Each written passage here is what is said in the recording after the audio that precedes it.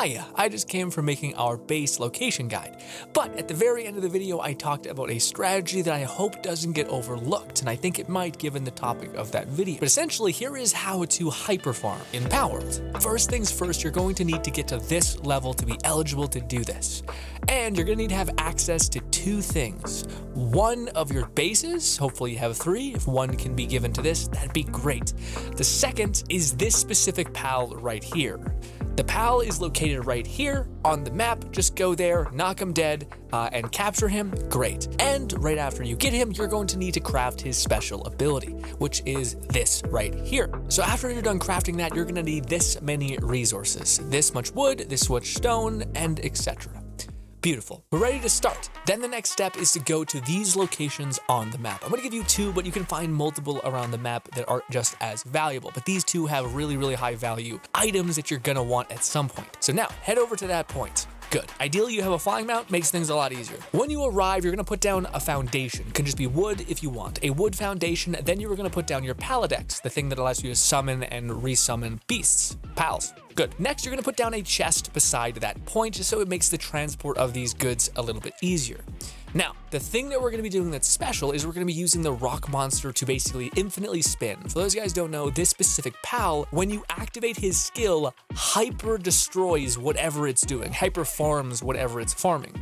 Normally, rocks take upwards to like 2 hours to actually break down just when they're at your base. But when you use this ability, it takes like at most 15 seconds. It's crazy. And you just completely depleted that rock, you get all of the resources, and within 24 hours, that rock will come back and you'll be right as rain. But as you'll quickly notice, we're gonna run into a problem. What happens when the ability's on cooldown?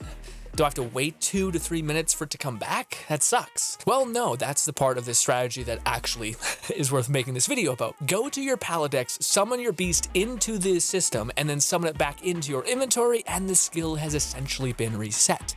Then just go, farm the resources you want. In the meantime of your rock monster breaking down rocks, take the rocks and dump them into the chest just so it makes it for easier transport, all that. And just do that in between. You're basically just gonna be the route of grabbing the rocks, assigning him to a new thing, deploying him again to reset his cooldown, and basically just keeping everything going smoothly. So when you're done harvesting the surrounding area, it's as simple as teleport back to your base, dump the resources, and you're good to go.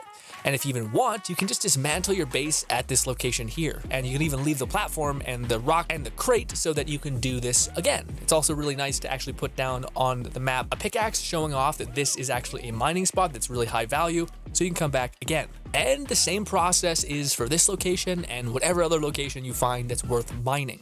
The only thing that kind of sucks with this farming route is you're gonna need to restrict one of your bases to be essentially a teleportation point, which is a little annoying if you want to have all of the bases working in full order, sure, but this is kind of really nice, especially for like letting yourself actually make these massive jumps and making sure you're keeping all of this resource on cooldown, if that makes any sense. Quick TLDR, things to talk about that are important. The reason why we do this in this way is because you're gonna encounter problems otherwise. If they at some point patch this, you might have the thought of, oh, then all I would need to do is just go get a lot of rock monsters and then just spam all of them on the rocks, and then you usually don't have any 6 veins of rocks anyway, so all you need is 6 pals of these rock people, and then you can just throw them out, burn them, throw them out, burn them, and then swap to the other pal, do the same with him, right? The issue is that you're gonna max out your carrying capacity. So unless you wanna do this weird back and forth, jump over there, jump back, teleport back, and do all that, it's gonna be kind of a pain. Granted, it can work so long as you do have the third base acting as a teleportation point. You're still dumping the resources in the same way, but yeah. The other thing that you can't do without is the base being there. If the base isn't there, then you have to literally fly to and from locations, and there's no way in hell you're gonna harvest all the resources in that spot and not get over encumbered unless you just dumped all of your points into weight. So you're gonna need some way to teleport back to your base whilst being over encumbered. So that's essentially the strategy. That's why I need a little bit of wood and all that kind of stuff to do this. You just take a handful of wood, handful of rocks, and you'll basically be good. But this is a really good way to make sure all of those high value nodes are being depleted every day, rather than having to set up one base here, one base there. It takes maybe 10 minutes to completely siphon 3 zones completely, and to have your base just flush with resources.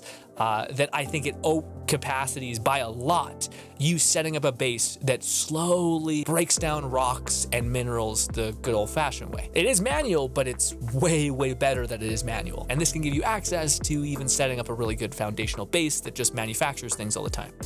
Alas, hopefully this helped in some way. I wanted to make this clear. This is kind of a hyper farming strategy, essentially, using one of your bases as collateral to teleport to high value locations, and then using the rock monsters to break down said rocks, and then resetting their cooldown by putting them in your Pokedex and pulling them out again, and you should be good. And then just transport the rocks whenever you need it. Again, the 2 locations I give you, these are end game resources, but you can do them with anything iron and anything else to boot. Thank you kindly for your time. Hopefully I can see you again. We stream this game an ungodly amount. Hopefully I can see you there, and goodbye, my friends.